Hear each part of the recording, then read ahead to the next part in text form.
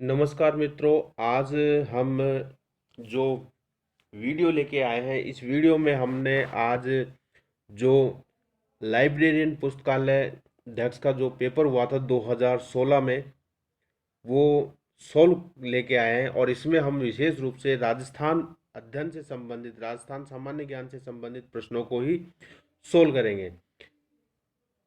ये राजस्थान अधीनस्थ सेवा चयन बोर्ड के द्वारा लिया गया पेपर है ये, और इसमें कुल प्रश्नों की संख्या 150 है मित्रों। और इन 150 प्रश्नों में से लगभग 80 क्वेश्चन आपके पुस्तकालय अध्यक्ष के से संबंधित प्रश्न है, और इसके अलावा 20 क्वेश्चन है आपके कंप्यूटर सामान्य ज्ञान से संबंधित, और 50 जो प्रश्न है वो 50 प्रश्न है आपके राजस्थान अध्ययन से संबंधित। तो ये वीडियो आपके उन सभी एग्जामों के लिए महत्वपूर्ण साबित होने वाला है जिनमें राजस्थान सामान्य ज्ञान से संबंधित प्रश्न आते हैं। और जैसा कि आपको ध्यान है कि एग्जामों में ज़्यादातर पुराने प्रश्नों के जो पेपर रहते हैं उनमें से प्रश्न उठकर जरूर आते हैं। दूसरी बात, आप इस पेपर को सोल्व करेंगे और देखेंगे तो आपको एहसास होगा कि आपकी तैयारी कितनी चल रही है। देखिए, ये प्रश्न जो चल रहे हैं आपकी स्क्रीन पे, ये प्रश्न है पुस्तकालय अध्यक्ष से संबंधित, पुस्तकालय नियमों से संबंधित है ये प्रश्न। और ये प्रश्नों की संख्या है 100 है, जिनमें से 80 सीधे पुस्तकालय के से संबंधित और 20 कंप्यूटर सामान्य ज्ञान से संबंधित हैं। हम केवल राजस्थान अध्ययन से संबंधित ही प्रश्नों को सोल्व करेंगे। कुछ विद्यार्थी यदि इसको देखना चाहें तो आप वीडियो को पॉज करके पुस्तकालय से संबंधित प्रश्नों को भी देख सकते हैं। इसमें हम केवल राजस्थान अध्ययन के प्रश्नों को ही सोल्व करेंगे। इसमें वो प्रश्न संख्या 101 से प्रारंभ है। आइए शुरुआत करते हैं राजस्थान अध्ययन से संबंधित प्रश्नों की। पहला प्रश्न, प्रबंध कोश नामक पुस्तक का लेखक कौन है? पहला प्रश्न ये है, प्रबंध कोश नामक पुस्तक का लेखक कौन है? इसमें ऑप्शन है राजशेखर, कान्हड़देव, नैन्सी और हेमचंद्र सूरी। इन 4 प्रश्नों में से ये आपके लिए एक प्रकार से अभ्यासात्मक प्रश्न भी मान सकते हैं आप इनको। आपको लगे कि थोड़ा सा समय चाहिए तो आप वीडियो पॉज भी कर सकते हैं। हमारा उद्देश्य इन प्रश्नों को सॉल्व करवाना और आपका स्वयं को अपना परीक्षण करना है। इन 50 क्वेश्चनों में से आप बताइएगा ज़रूर कमेंट्स बॉक्स में कि आपको कितने क्वेश्चन इनके आंसर आ रहे हैं। तो प्रबंध कोश का लेखक है राजशेखर। प्रबंध कोश का लेखक कौन है? राजशेखर है। प्रश्न संख्या 2, प्रश्न संख्या 2 है, बागोर एवं तिलवाड़ा नामक स्थान मुख्यतः निम्न काल से संबंधित थे। अर्थात इन 4 में से बताना है बागोर और तिलवाड़ा जो सभ्यता स्थल है ये किस काल से संबंधित है। इसमें ऑप्शन है मध्य पाषाण काल, दूसरा ऑप्शन है पूरा पाषाण काल, तीसरा है पूर्व हड़प्पा काल और चौथा ऑप्शन है निम्न पूरा पाषाण काल। देखिए, इसका राइट आंसर है मध्य पाषाण काल। एक ऑप्शन इसका सही आंसर है मध्य पाषाण काल, बागोर और तिलवाड़ा। देखिए, इसी प्रकार के क्वेश्चन आते हैं। प्रश्नों की प्रकृति धीरे धीरे परिवर्तित होती रहती है हर एग्जाम में। ज्यादातर विद्यार्थी क्या याद करते हैं, बागोर तिलवाड़ा कहाँ है, ठीक है, लेकिन ये चीज वे बहुत कम ध्यान दे पाते हैं कि वो कौन से काल की सभ्यता से संबंधित है। अगला प्रश्न 103, निम्न में से आमेर के किस शासक ने सर्वप्रथम मुगलों के साथ संधि की थी? ईश्वरी सिंह ने, भगवान दास ने, मान सिंह ने या भारमल ने? बताइए, इन 4 ऑप्शन में से आमेर के किस शासक ने सर्वप्रथम मुगलों के साथ संधि की थी? और इसका राइट आंसर है भारमल। ये आमेर के शासक थे भारमल, जिन्होंने मुगलों के साथ संधि की थी। मुगलों में बात करें तो अकबर के साथ इन्होंने संधि की थी। प्रश्न संख्या 104 देखिए, मेवाड़ एवं मारवाड़ की संयुक्त सेनाएं मुगलों के साथ कहां पराजित की गई थी? मेवाड़ और मारवाड़ की जो संयुक्त सेनाएं हैं वो मुगलों के द्वारा कहाँ पराजित की गई थी? आपके ऑप्शन है पानीपत 1556, तराइन 1192, देवबारी 1680 में, सुमेल 1544 में।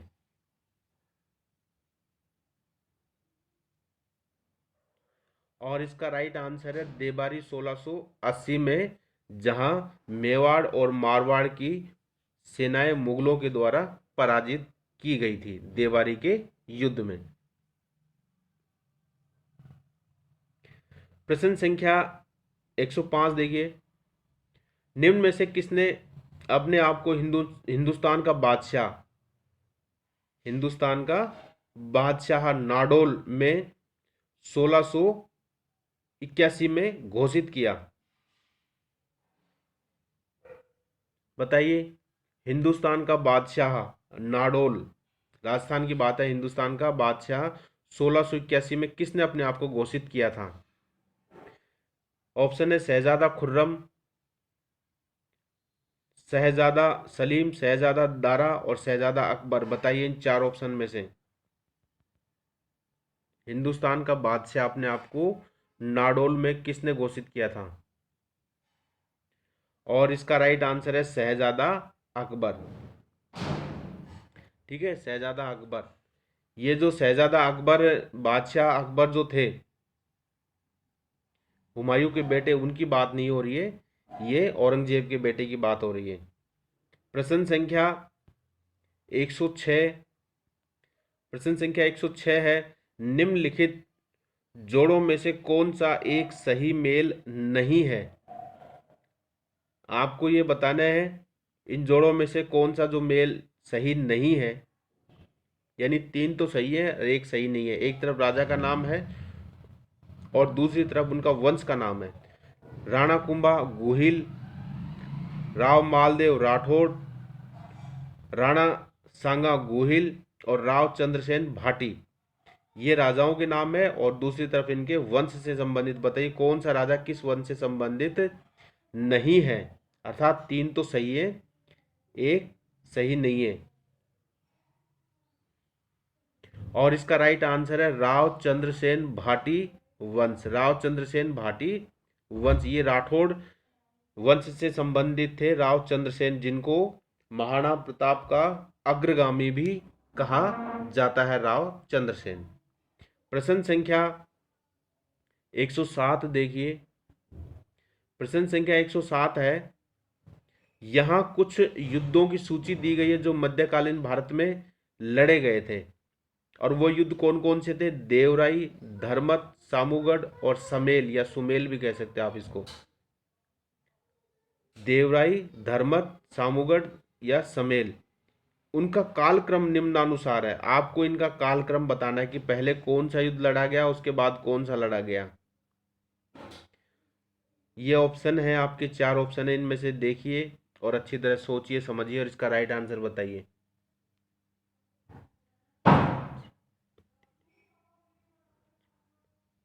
और इसका राइट आंसर है, तीन ऑप्शन सही है इसका राइट आंसर। यानी सबसे पहले समेल का युद्ध लड़ा गया, फिर धर्मत का युद्ध लड़ा गया, फिर सामूगढ़ का युद्ध लड़ा गया और फिर देवराई का युद्ध लड़ा गया। इस प्रकार से ये युद्धों का क्रम है। प्रश्न संख्या 108, प्रश्न संख्या 108 देखिए, प्रश्न संख्या 108 है, ढोला मारूरी वात किसके द्वारा लिखी गई? ढोला मारूरी वात किसके द्वारा लिखी गई ये पुस्तक है?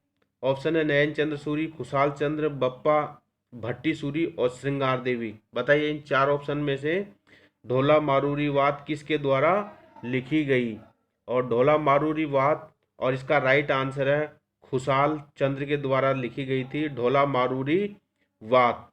प्रश्न संख्या 109, 1177 सामंत सिम्हा के द्वारा खालिस्तान के हाथों पराजित होने के बाद डूंगरपुर राज्य की स्थापना की गई थी और राजस्थान अधीनस्थ सेवा चयन बोर्ड के द्वारा ये जो प्रश्न संख्या 9 है ये डिलीट कर दिया गया। प्रश्न संख्या 110, प्रश्न संख्या 110 है, गणगौर का त्योहार किस महीने में मनाया जाता है? और ये प्रश्न भी राजस्थान अधीनस्थ सेवा चयन बोर्ड के द्वारा रद्द कर दिया गया, क्योंकि इन चारों ऑप्शन में से इसका आंसर नहीं है। इस प्रकार से इनके उत्तरों में, ऑप्शन में या प्रश्न में कहीं मिस्टेक होती है तो परीक्षा लेने वाली संस्था उन प्रश्नों को डिलीट कर देती है। इस प्रकार से प्रश्न संख्या 109 और 110 ये डिलीट कर दिए गए। प्रश्न संख्या 111 देखिए। प्रश्न संख्या 111 है, कवि सूर्यमल मिश्रण ने अपनी पुस्तक वीर सतसई, ध्यान दीजिए, कवि सूर्यमल मिश्रण ने अपनी पुस्तक वीर सतसई किस भाषा में लिखी? वीर सतसई किसने लिखी? सूर्यमल मिश्रण ने। लेकिन किस भाषा में लिखी? ऑप्शन है डिंगल, प्राकृत, संस्कृत और पिंगल, बताएं। इन चार ऑप्शन में से बताइए किस भाषा में वीर सतसई लिखी गई। और प्रश्न संख्या 111 का राइट आंसर है डिंगल भाषा में। वीर सतसई जो है वो डिंगल भाषा में लिखी गई। ये मारवाड़ी की साहित्यिक भाषा है डिंगल। और जो पिंगल है ये पूर्वी राजस्थान की साहित्यिक भाषा है पिंगल, ठीक है। और रही बात प्राकृत और संस्कृत की, प्राकृतिक और संस्कृत जो है ये प्राचीन कालीन भाषाएं हैं जिनमें साहित्य की रचना की जाती थी। और ये डिंगल और पिंगल ये जो स्थानीय भाषाएं हैं। प्रश्न संख्या 112 है, ऐतारकिन का दरवाजा स्थित है। ऐतारकिन का दरवाजा स्थित है, कहाँ स्थित है? अजमेर में, गागरोन में, फतेहपुर शेखावाटी में या नागौर में? बताइए 112 में से ऐतारकिन का दरवाजा कहाँ स्थित है? और इसका राइट आंसर है 4 नंबर का ऑप्शन, नागौर जिले में ऐतारकिन का दरवाजा स्थित है। प्रश्न संख्या 113 देखिए। प्रश्न संख्या 113 क्या है? यह है, किलों के निम्नलिखित जोड़ों में से किसे तारागढ़ किले के नाम से जाना जाता है? अर्थात 2 किले हैं जिनको तारागढ़ के नाम से जाने जाते हैं। वे 2 किलो कौन कौन से हैं बताइए। पहला ऑप्शन है बूंदी और अजयमेरू दुर्ग, दूसरा ऑप्शन है अजयमेरू दुर्ग और भटनेर, तीसरा ऑप्शन है बूंदी और रणथंभौर, और चौथा ऑप्शन है चित्तौड़गढ़ और कुंभलगढ़। इन किलों में से बताइए कौन से 2 किले हैं जिनको तारागढ़ के नाम से जानते हैं। और इसका राइट आंसर है बूंदी और अजयमेरू दुर्ग। बूंदी जिले में और अजयमेरू यानी अजमेर जो किला है उसको तारागढ़ के नाम से जानते हैं। प्रश्न संख्या 114 देखिए, काजी हमीउद्दीन सुहरावर्दी को किस स्थान पर सर्वप्रथम काजी बनाया गया था? आपके ऑप्शन है नागौर, अजमेर, बयाना और खाटू। काजी हमीउद्दीन सुहरावर्दी को किस स्थान पर सर्वप्रथम काजी बनाया गया था? नागौर, अजमेर, बयाना या खाटू में से बताइए इन 4 ऑप्शन में से। और इसका राइट आंसर है नागौर। नागौर का इनको काजी बनाया गया था, काजी हमीउद्दीन सोहरावर्दी को। प्रश्न संख्या 115। प्रश्न संख्या 115 है, निम्नलिखित में से कौन सा कथन हवा महल के बारे में सत्य है? निम्नलिखित में से कौन सा कथन हवा महल के बारे में सत्य है? और ये मित्रों ये प्रश्न भी राजस्थान अधीनस्थ सेवा चयन बोर्ड के द्वारा डिलीट कर दिया गया, इस प्रश्न को भी, 115 को भी, क्योंकि ये सारे ही ऑप्शन गलत हैं इसमें। प्रश्न संख्या 116, 84 खंभा छतरी के बारे में निम्नलिखित में से कौन सा कथन असत्य है? प्रश्नों को इस प्रकार के सत्य और असत्य वाले प्रश्नों को आप 2 बार पढ़ें, क्योंकि सामान्यतः हम इनको सत्य और असत्य में कंफ्यूज हो जाते हैं और आपका प्रश्न गलत हो सकता है। 84 खंभा छतरी के बारे में निम्नलिखित कथनों में कौन सा असत्य है? अर्थात 3 तो सत्य है लेकिन 1 असत्य है। आपके पहला ऑप्शन है, इस छतरी का निर्माण राव विष्णु सिंह के काल में राव देवा द्वारा करवाया गया था। दूसरा ऑप्शन है, इस छतरी का निर्माण राव अनिरुद्ध सिंह के काल में राव देवा द्वारा करवाया गया। तीसरा ऑप्शन है, यह छतरी बूंदी, ये बूंदों की जगह बूंदी है, के पास देवपुरा गांव में स्थित है। और चौथा ऑप्शन है, इसका निर्माण 1683 से लेकर 1695 के मध्य करवाया गया था। इनमें से एक कथन असत्य है, वो कथन कौन सा है? और प्रश्न संख्या 16 और इसका राइट आंसर है 1 नंबर का ऑप्शन। इस छतरी का निर्माण राव विष्णु सिंह के काल में राव देवा द्वारा करवाया गया था, ये कथन असत्य है, क्योंकि राव विष्णु सिंह के समय नहीं बल्कि अनिरुद्ध सिंह के समय करवाया गया था। इस प्रकार से मित्रों ये 116 क्वेश्चन आपके कंप्लीट हुए।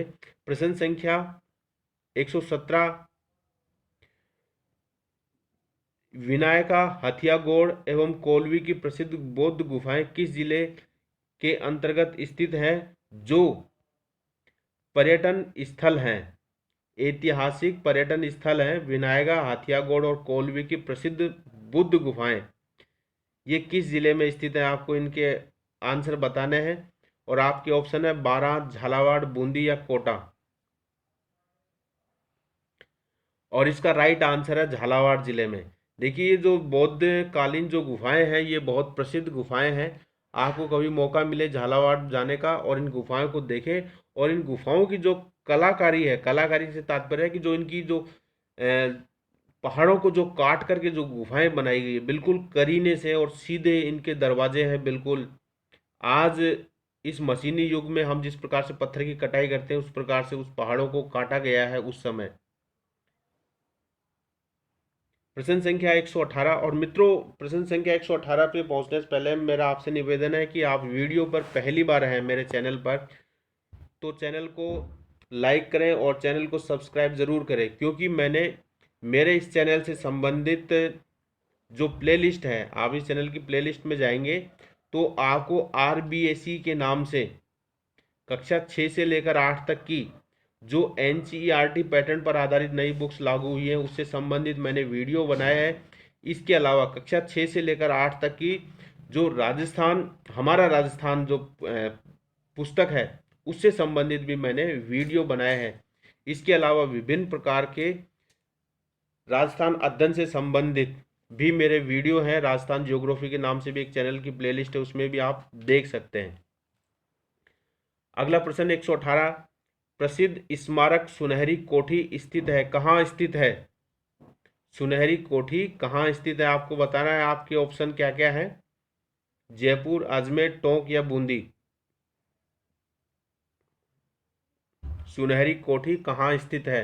सुनहरी कोठी ये स्थित है टोंक जिले में। सुनहरी कोठी कहाँ स्थित है? टोंक जिले में स्थित है। प्रश्न संख्या 119, झाला जालिम सिंह के बारे में कौन सा कथन सही नहीं है? अर्थात 3 कथन तो सही है लेकिन एक कथन सही नहीं है, वो कौन सा कथन है? आपके ऑप्शन है वह कोटा राज्य का शासक था, वह कोटा का फौजदार एवं महान कूटनीतिज्ञ एवं राजनेता था, अपने पिंडारियों के साथ मित्रता पूर्ण जो संबंध स्थापित किए थे, कोटा राज्य का शासन पूर्णतः है उसमें निहित था। इन 4 ऑप्शन में से बताइए क्या सही नहीं है झाला जालिम सिंह के बारे में।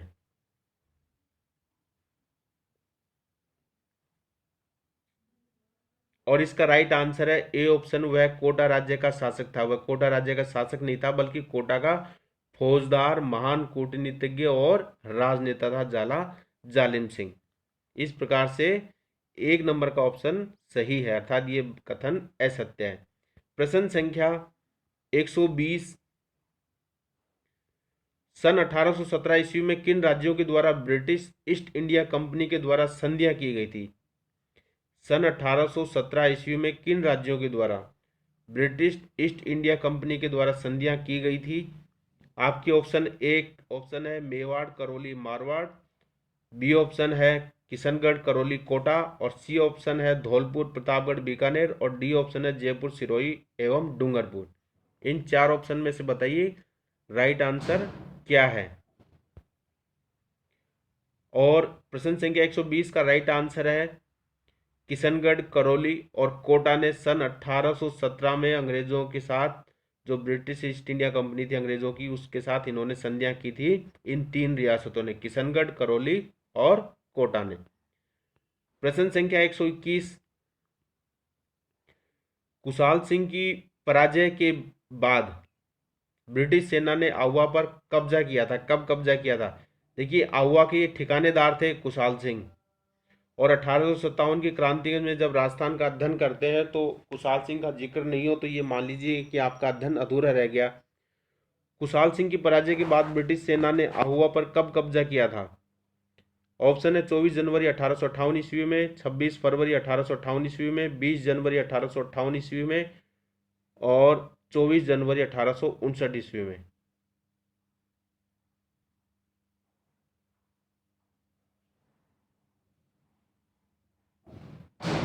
और इसका राइट आंसर है 24 जनवरी 1858 ईस्वी में ब्रिटिश ईस्ट इंडिया की जो कंपनी थी उसने आउवा पर कब्जा कर लिया। प्रश्न संख्या 122 देखिए। प्रश्न संख्या 122 है, प्रसिद्ध भगत आंदोलन का नेतृत्व किया गया था। प्रसिद्ध भगत आंदोलन का नेतृत्व किया गया था, किसके द्वारा किया गया था? आपके ऑप्शन ए है गोविंद गिरी, गोपालिया और पूंजा धीर जी के द्वारा। दूसरा ऑप्शन है माणिक्य लाल वर्मा और गोविंद गिरी के द्वारा। तीसरा ऑप्शन है जमनालाल बजाज एवं विजय सिंह पथिक के द्वारा। चौथा ऑप्शन है गोविंद गिरी एवं मोतीलाल तेजावत के द्वारा।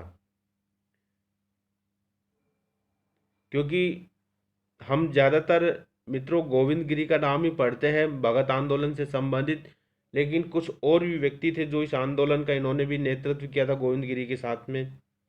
और 122 का राइट आंसर ए ऑप्शन है गोविंद गिरी, गोपालिया और पूंजा धीर जी। इन तीन लोगों ने भगत आंदोलन का नेतृत्व किया था। प्रश्न संख्या 123, किसान पंचायत जिसकी स्थापना सन 1916-17 में की गई थी, इस संगठन का संबंध था। किसान पंचायत जिसकी स्थापना सन 1916-17 में की गई थी, इस संगठन का संबंध था, किससे संबंधित था? किस रियासत से संबंधित थे ये? जयपुर, शेखावाटी, डूंगरपुर या बिजोलिया? किसान पंचायत। और इसका राइट आंसर है बिजोलिया। ये जो किसान पंचायत है ये बिजोलिया से संबंधित रही है 1916-17 में। प्रश्न संख्या 124, प्रश्न संख्या 124 है, जयपुर प्रजामंडल की स्थापना खालिस्तान है में खालिस्तान के द्वारा की गई थी। और मित्रों ये जो प्रश्न संख्या 124 है ये भी बोर्ड के द्वारा इसको डिलीट कर दिया गया। प्रश्न संख्या 124 को भी डिलीट कर दिया गया। प्रश्न संख्या 125, प्रश्न संख्या 125 है, विलय पत्र पर हस्ताक्षर करते समय किसने कहा था कि मैं अपने डेथ वारंट पर हस्ताक्षर कर रहा हूं? बहुत ही प्रसिद्ध कथन है। विलय पत्र पर जब देश आज़ाद हुआ तो जब रियासतों का विलय हुआ भारत देश में, तो उस विलय पत्र पर हस्ताक्षर करते हुए किस राजा ने कहा था कि मैं अपने डेथ वारंट पर हस्ताक्षर कर रहा हूं? ऑप्शन है कोटा के महाराव भीम सिंह, बूंदी का महाराव बहादुर सिंह, अलवर के महाराजा तेज सिंह और बांसवाड़ा के महारावल चंद्रवीर सिंह। बताइए इन चार में किस शासक ने ये कहे थे ये शब्द? और इसका राइट आंसर है डी ऑप्शन, चौथा ऑप्शन, बांसवाड़ा के महारावल चंद्रवीर सिंह ने ये शब्द कहे थे विलय पत्र पर हस्ताक्षर करते समय। प्रश्न संख्या 126, राजस्थान राज्य की स्थिति एवं विस्तार के संबंध में निम्नलिखित में से कौन सा कथन सही नहीं है?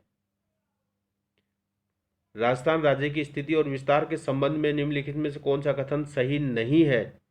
अर्थात एक कथन तो सही, सॉरी, तीन कथन तो सही है लेकिन एक कथन जो है वो सही नहीं है। लेकिन मित्रों इसमें से भी प्रश्न में विवाद उत्पन्न होने से इस प्रश्न को भी बोर्ड ने डिलीट कर दिया, प्रश्न संख्या 126 को भी। प्रश्न संख्या 127 देखिए, राजस्थान के धरातलीय स्वरूपों के संबंध में निम्नलिखित में से कौन सा कथन गलत है? राजस्थान के धरातलीय स्वरूपों के संबंध में निम्नलिखित में से कौन सा कथन गलत है? ऑप्शन एक है पश्चिमी बालू का मैदान टेथिस सागर का अवशेष है, यानी एक गलत बताना आपको कथन कौन सा है, बाकी तीन सही है। दक्षिण पूर्वी पठार गोंडवाना लैंड का विस्तारित भाग है। और तीसरा ऑप्शन है अरावली का वलित पर्वत श्रेणी है। और चौथा ऑप्शन है उत्तर पूर्वी मैदान सिंधु नदी द्वारा निर्मित मैदान का भाग है। इन चार ऑप्शन में से आपको राइट आंसर बताना है। और इसका राइट आंसर है उत्तर पूर्वी मैदानी सिंधु नदी द्वारा, ये जो सिंधु नदी का मैदान है, उत्तर पूर्वी मैदान सिंधु नदी द्वारा निर्मित मैदानों का भाग है। ये गलत है कथन, अर्थात आपका राइट आंसर चौथा ऑप्शन हो जाएगा। प्रश्न संख्या 128, प्रश्न संख्या 128 देखिए, राजस्थान में अफीम का उत्पादन निम्नलिखित में से किन जिलों में होता है?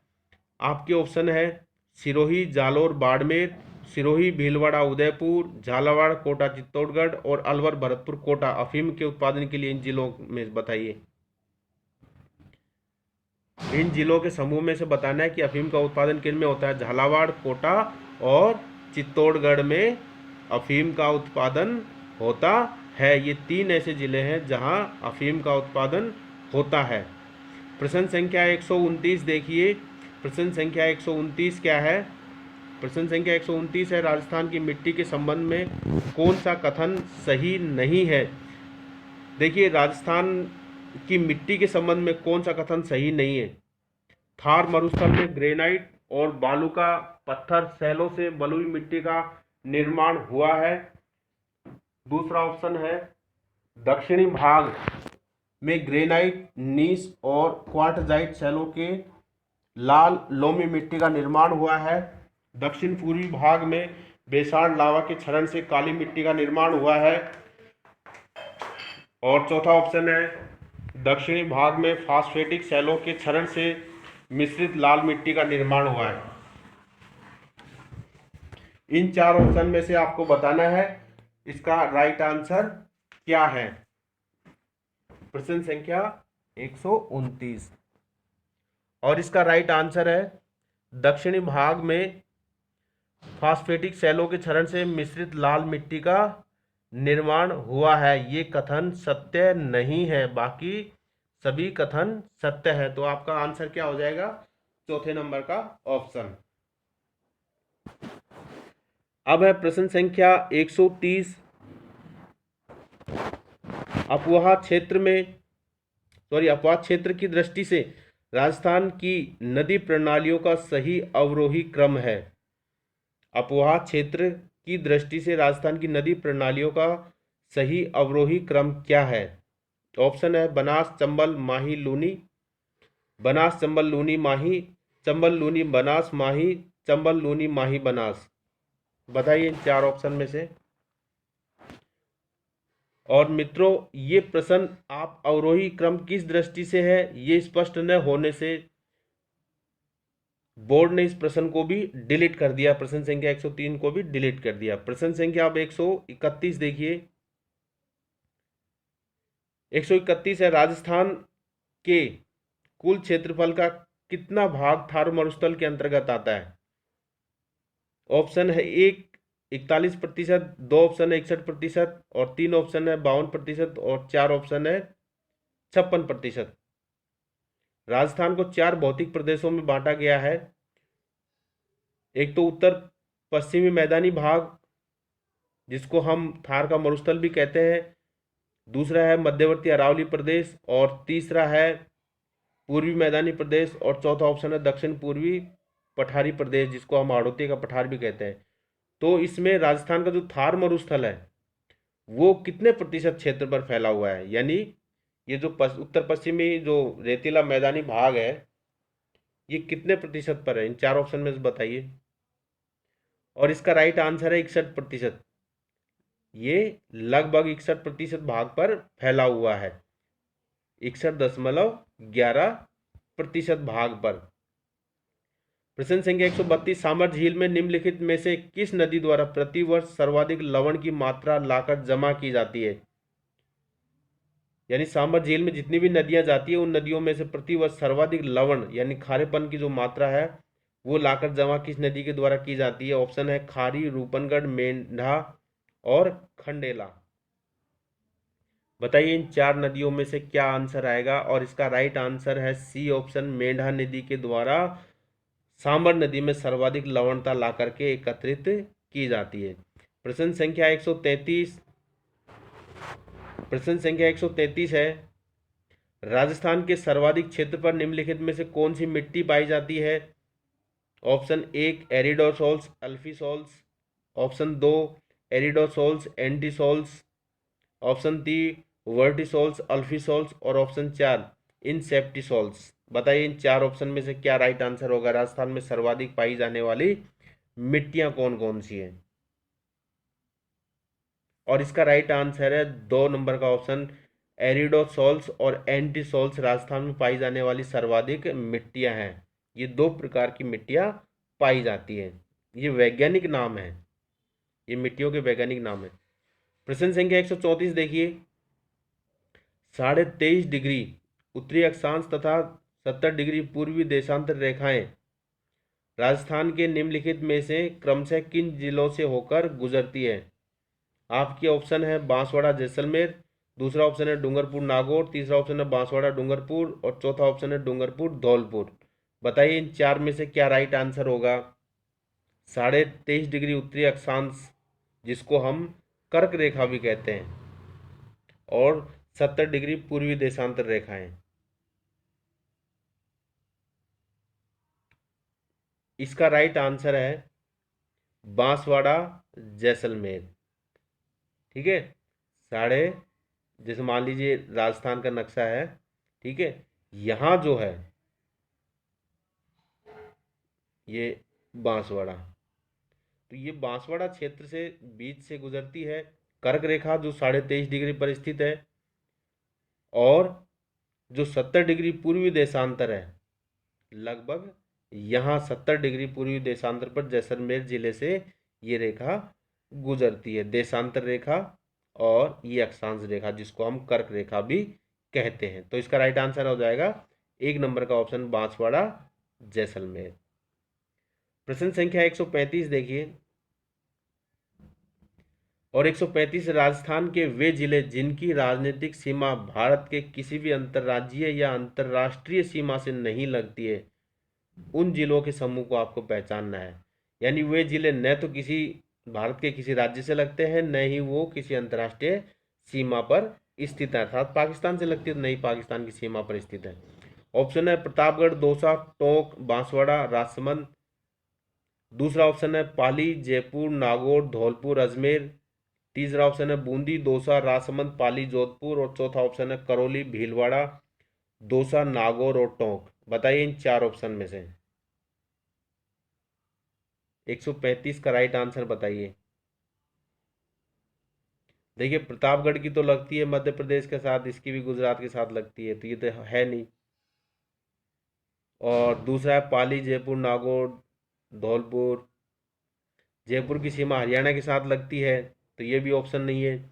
बूंदी, दौसा, राजसमंद, पाली, जोधपुर, इनकी सीमाएं किसी भी राज्य के साथ नहीं लगती हैं और न ही पाकिस्तान के साथ ये अंतर्राष्ट्रीय सीमा बनाती है।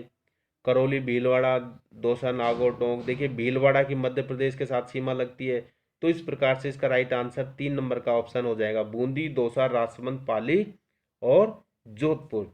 इस प्रकार से ये जिले हैं जिनके साथ किसी भी अंतर्राज्यीय या अंतर्राष्ट्रीय सीमा नहीं लगती है, इनको हम अंतर्वर्ती जिले कहते हैं। ठीक है, इस प्रकार के जिलों को हम क्या कहते हैं? अंतर्वर्ती जिले। और राजस्थान के कुल ऐसे 8 जिले हैं जो अंतर्वर्ती हैं, अर्थात न किसी अंतर्राष्ट्रीय सीमा पे जुड़े लगे हुए हैं और न ही किसी अंतर्राज्यीय सीमा पर। प्रश्न संख्या 136 देखिए, प्रश्न संख्या 136, कथन ए, अरावली के पूर्वी ढालों पर पश्चिमी ढालों की अपेक्षा वनस्पति अधिक सघन तथा ऊंचाई पर विद्यमान है। कारण, ये तो कथन ए था, और ये कारण, क्या कारण होगा? अरावली के पूर्वी ढाल अधिक मानसूनी वर्षा प्राप्त करते हैं तथा पश्चिमी ढालों की अपेक्षा तीक्ष्ण ढाल युक्त वह उच्चतर है। यानी कथन ए जो है उसका कारण ये आर हो सकता है क्या, वो बताना है आपको। इसमें पहला ऑप्शन है ए तथा आर दोनों सही है, किंतु आर ए की आंशिक व्याख्या करता है, अर्थात दोनों को सही बताया है लेकिन आंशिक व्याख्या। दूसरा है ए और आर दोनों सही है तथा आर ए की पूर्ण व्याख्या करता है। तीसरा ऑप्शन है ए गलत है किंतु आर सही है। चौथा है ए सही है किंतु आर गलत है। और इसका राइट आंसर होगा ए ऑप्शन, ए तथा आर दोनों सही है किंतु आर ए की आंशिक व्याख्या करता है। प्रश्न संख्या 137, रामसर सम्मेलन, रामसर सम्मेलन ईरान द्वारा चिन्हित राजस्थान में अंतर्राष्ट्रीय महत्व के वन्य जीव आर्द्र भूमि पारिस्थितिकी स्थलों के नाम बताने हैं आपको। रामसर साइट भी बोलते हैं हम, जो नम भूमि वाले क्षेत्र रहते हैं उनको, और ये रामसर भी साइट भी बोलते हैं, क्योंकि रामसर एक सम्मेलन हुआ था कि जो कि ईरान में स्थित है। ठीक है, ईरान में सम्मेलन हुआ था रामसर। तो रामसर के द्वारा चिन्हित राजस्थान में अंतर्राष्ट्रीय महत्व के वन्य जीव आर्द्र भूमि, नम भूमि, दलदली भूमि, पारिस्थितिक स्थलों के नाम बताने को कौन कौन सी है। ऑप्शन ए है फुलवारी की नाल, भैंसरोडगढ़। दूसरा ऑप्शन है सरिस्का चंबल अभयारण्य। तीसरा ऑप्शन है सांबर झील और केवला देव। चौथा ऑप्शन है जयसमंद झील और जवाहर सागर। बहुत ही सरल प्रश्न है और इसका राइट आंसर आपने सोच भी लिया होगा, सांबर झील और केवला देव। केवला देव जो है, जिसको हम घाना राष्ट्रीय पक्षी अभयारण्य के नाम से भी जानते हैं, जो कि भरतपुर जिले में स्थित है, ये पक्षियों के शरण स्थली भी कहलाता है और अंतर्राष्ट्रीय स्तर पर काफ़ी प्रसिद्ध विदेशी प्रवासी पक्षी भी इस स्थान पर आते हैं। तो केवला देव भरतपुर का हो गया, और एक सांबर झील जो कि जयपुर जिले में स्थित है। सांबर झील को भी रामसर साइट में सम्मिलित किया गया है। इस प्रकार से ये 3 नंबर का ऑप्शन सही है। प्रश्न संख्या 138 देखिए, क्षेत्रफल की दृष्टि से राजस्थान का सबसे बड़ा कृषि जलवायु खंड कौन सा है। क्षेत्रफल की दृष्टि से राजस्थान का सबसे बड़ा कृषि जलवायु खंड कौन सा है। ऑप्शन है आर्द्र दक्षिणी मैदानी खंड। दूसरा ऑप्शन है शुष्क पश्चिमी मैदानी खंड। तीसरा ऑप्शन है बाढ़ संभाव्य पूर्वी मैदानी खंड और चौथा है सिंचित उत्तर पश्चिमी मैदानी खंड। कौन सा इनमें सबसे बड़ा जलवायु खंड है। और इसका राइट आंसर है 2 नंबर का ऑप्शन, शुष्क पश्चिमी मैदानी खंड।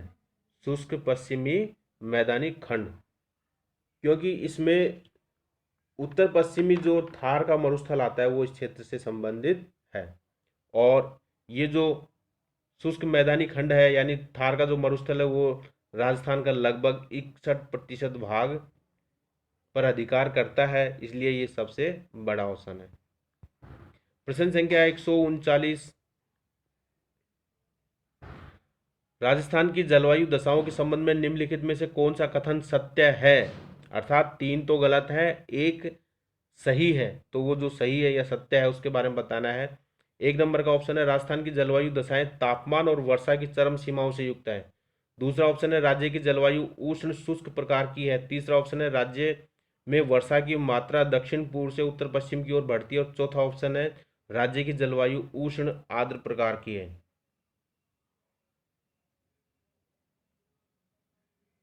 और इसका राइट आंसर है 1 नंबर का ऑप्शन, अर्थात ये कथन सत्य है। राजस्थान की जलवायु दशाएं तापमान और वर्षा की चरम सीमाओं से युक्त हैं। अर्थात तापमान यानी सर्दी में तो अत्यधिक सर्दी और गर्मी में अत्यधिक गर्मी होती है। प्रश्न संख्या 140 देखिए, प्रश्न संख्या 140 में है निम्नलिखित में से कौन सा युग्म सही सुमेलित नहीं है। इंदिरा गांधी लिफ्ट परियोजना सवाई माधोपुर, जाखम परियोजना प्रतापगढ़, भीम सागर परियोजना बारा और सावन भादो कोटा। इन 4 में से आपको राइट आंसर बताना है कि कौन सा सुमेलित नहीं है। 3 तो सुमेलित है लेकिन एक सुमेलित नहीं है। और इसका राइट आंसर क्या होगा 140 का। इसका राइट आंसर है भीम सागर परियोजना 12, अर्थात ये सुमेलित नहीं है, क्योंकि भीम सागर जो परियोजना है वो 12 जिले में नहीं बल्कि झालावाड़ जिले में। प्रश्न संख्या 141 देखिए, 141 है राजस्थान में शुष्क सागवान के वृक्षारोपण हेतु सर्वाधिक उपयुक्त जिले कौन कौन से हैं। शुष्क सागवान हेतु आपके ऑप्शन ए बाड़मेर, बीकानेर, श्रीगंगानगर। दूसरा ऑप्शन डूंगरपुर, बांसवाड़ा, उदयपुर। तीसरा ऑप्शन झालावाड़, बूंदी, कोटा और चौथा ऑप्शन है भरतपुर, अजमेर और जयपुर। शुष्क सागवान के लिए बताइए इन 4 ऑप्शन में से कौन से जिलों का समूह है जो शुष्क सागवान के वृक्षारोपण के लिए सर्वाधिक उपयुक्त है। और इसका राइट आंसर है 2 नंबर का ऑप्शन डूंगरपुर, बांसवाड़ा और उदयपुर। ये जो क्षेत्र है यहाँ शुष्क सागवान के वृक्ष पाए जाते हैं और ये वहाँ विकसित भी अच्छी तरीके से होते हैं, क्योंकि वहाँ की जलवायु इनके अनुकूल है। प्रश्न संख्या 142, राजस्थान में निम्नलिखित में से किस प्रकार की वनस्पति नहीं पाई जाती है। ऑप्शन 1 है उष्ण कटिबंधीय सदाहरित। दूसरा है कटिबंधीय उष्ण कटिबंधीय कंटीली। तीसरा ऑप्शन है उपोष्ण कटिबंधीय सदाहरित और चौथा है शुष्क एवं अर्ध शुष्क पर्णपाती। और इसका राइट आंसर है उष्ण कटिबंधीय सदाहरित, 1 नंबर का ऑप्शन। ये हमारे यहाँ पाई नहीं जाती है राजस्थान में। प्रश्न संख्या 143, राजस्थान में लिग्नाइट कोयला उत्पादन के प्रमुख क्षेत्र कौन कौन से हैं? 1 नंबर का ऑप्शन पलाना, मेड़ता, सोनू। दूसरे नंबर का है बरसिंहसर, आगुचा और मेड़ता। और तीसरा है बरसिंहसर, कपूरडी और मेड़ता में। और चौथा है पलाना, कपूरडी और सोनू में। बताइए इसका राइट आंसर। और इसका राइट आंसर है बरसिंहसर, कपूरडी और मेड़ता, 3 नंबर का इसका राइट आंसर है। प्रश्न संख्या 44 देखिए, राजस्थान में प्रथम योजना काल में अब तक कृषि फसलों के क्षेत्रफल में घटित निम्नलिखित में से कौन सा परिवर्तन असत्य है? असत्य कथन बताना है आपको, अर्थात 3 तो सत्य है, असत्य छांटिए। पहला ऑप्शन है खाद्यान्नों के अंतर्गत क्षेत्रफल लगभग 14% बढ़ गया। दालों के अंतर्गत क्षेत्रफल लगभग 3% घट गया। तीसरा है तिलहन के अंतर्गत क्षेत्रफल लगभग 15% बढ़ गया। और चौथा है गन्ना, ग्वार, चारा, फल, सब्जी, मसालों आदि के अंतर्गत क्षेत्रफल में लगभग कोई परिवर्तन नहीं हुआ। और 144 का राइट आंसर है 1 नंबर का ऑप्शन, खाद्यान्नों के अंतर्गत क्षेत्रफल लगभग 14% बढ़ गया, ये असत्य है। प्रश्न संख्या 145, वर्ष 2007 की पशु गणना के अनुसार राजस्थान में पशुओं की संख्या कितनी है? 2007 की बात कर रहे हैं यहाँ। पहला ऑप्शन है 520 लाख, दूसरा है 462 लाख, तीसरा है 432 लाख और चौथा है 566 लाख। इन 4 ऑप्शन में से बताइए 2007 की जनगणना पशु गणना के अनुसार पशुओं की संख्या। और इसका राइट आंसर है डी ऑप्शन, 566 लाख। ये 2007 के अनुसार है। प्रश्न संख्या 146, वर्तमान में राजस्थान में जल की कौन सी समस्या विकराल रूप धारण करती जा रही है? पहला है अंध, जिसको हम डार्क भी बोलते हैं, और दूसर ग्रे क्षेत्रों की बढ़ती संख्या। दूसरा है जल का बढ़ता अभाव। तीसरा है जल की बढ़ती लवणता। और चौथा है जल का बढ़ता प्रदूषण। कौन सी समस्या बहुत तेजी से विकराल रूप धारण करती जा रही है? और इसका राइट आंसर है अंध और धूसर क्षेत्रों की बढ़ती संख्या। देखिए डार्क जोन और जो ग्रे जोन होते हैं, डार्क जोन यानी बिल्कुल वहाँ पूरी तरह सरकार के द्वारा पाबंदी है, आप नलकूप वगैरह नहीं लगा सकते, कुएं नहीं खोद सकते, ठीक है। और ग्रे क्षेत्रों में है लेकिन अनुमति है, लेकिन आपको इस प्रकार के संसाधन विकसित करने होंगे कि बारिश का पानी वो जमीन में चला जाए। निकट भविष्य में ये जो धूसर क्षेत्र हैं, ग्रे क्षेत्र हैं, यहाँ भी पानी की समस्या उत्पन्न हो सकती है। इस प्रकार से सरकार ने बहुत सारे जो ब्लॉक हैं उनको डार्क जोन घोषित किया हुआ है जल समस्या से संबंधित। और जो धूसर है वो उस समस्या की तरफ अग्रसर हो रहे हैं, यदि हमने ध्यान नहीं दिया तो वो भी डार्क जोन में शामिल हो जाएंगे। प्रश्न संख्या 147 देखिए, सूची फर्स्ट और सूची सेकंड को सुमेलित कीजिए और सूचियों में दिए गए कूट का प्रयोग कर सही उत्तर चुनना है। एक तरफ आपके लिफ्ट नहर है और दूसरी तरफ उन लिफ्ट नहर से संबंधित या उनसे लाभान्वित जिले हैं। अब आपको उनमें से सही सुमेलित करना है। जयनारायण व्यास,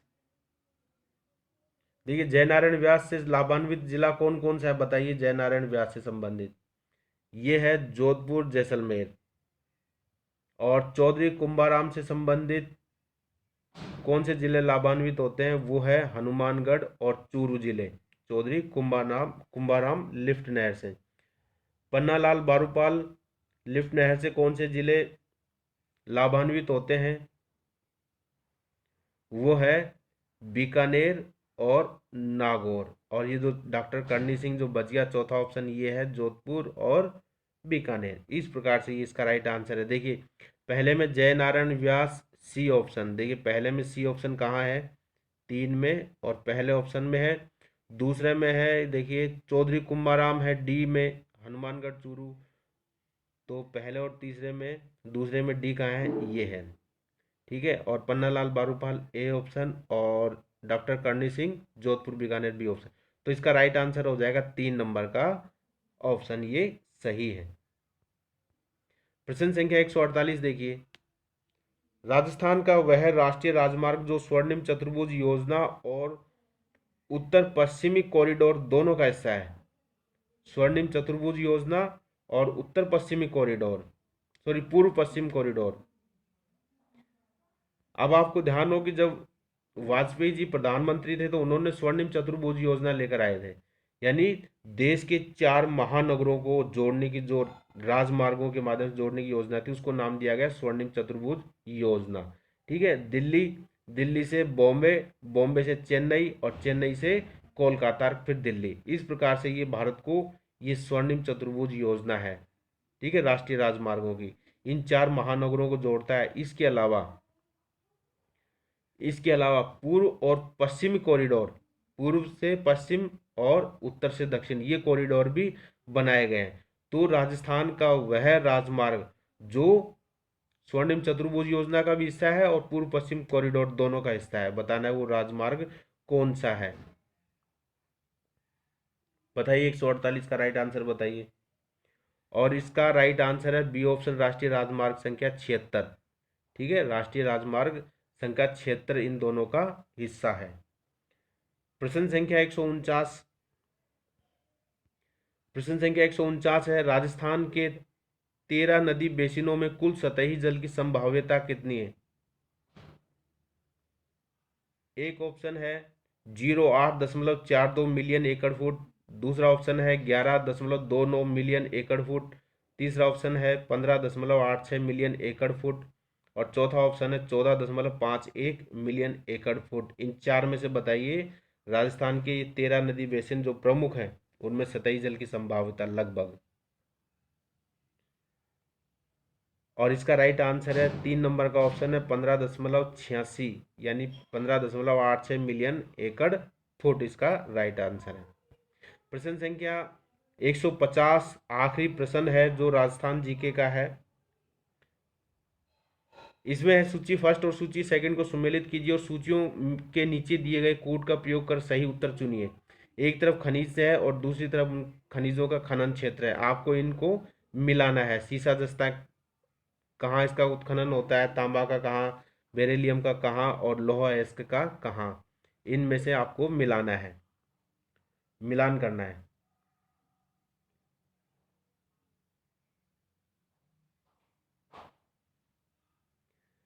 देखिए सीसा जस्ता जो है वो है रामपुरा आगुचा क्षेत्र में निकाला जाता है सीसा जस्ता, और तांबा जो है वो निकाला जाता है चांदमारी क्षेत्र में। तांबा कहाँ निकाला जाता है? चांदमारी क्षेत्र में। और बेरिलियम, बेरिलियम निकाला जाता है बांदर सेंद्री में, और लौह अयस्क जो है मोरिजा बानोला में निकाला जाता है। तो इस प्रकार से ये इसका मिलान है। मिलान देखिए पहला ऑप्शन एक है जो ए से मिला हुआ है, ए देखिए कहाँ कहाँ है, अर्थात चारों में ही है। ठीक है, और दूसरा है तांबा में सी ऑप्शन चांदमारी, तो सी ऑप्शन कहाँ है? पहले और दूसरे में सी ऑप्शन है, ये देखिए। और तीसरा है बेरिलियम, बेरिलियम में बी, बी किस में है? ये देखिए बी थर्ड में। तो इस प्रकार से ए इसका राइट आंसर हो जाएगा। मित्रों ये थे 150 क्वेश्चन जिनमें हमने 101 से लेकर 150 तक जो राजस्थान से संबंधित सामान्य अध्ययन के प्रश्न जो थे उनको सोल्व किया है। कुल 50 प्रश्नों को राजस्थान जीके से संबंधित ये प्रश्न आपके लाइब्रेरियन जो राजस्थान अधीनस्थ सेवा चयन बोर्ड ने 2016 में जो ये परीक्षा ली थी, नवंबर 2016 में, उसका ये पेपर था। और मित्रों इस प्रकार से जो पुराने पेपर आप उनको सोल्व करेंगे तो आपके काफ़ी अच्छा तैयारी हो जाएगी। ये जो तैयारी ये आप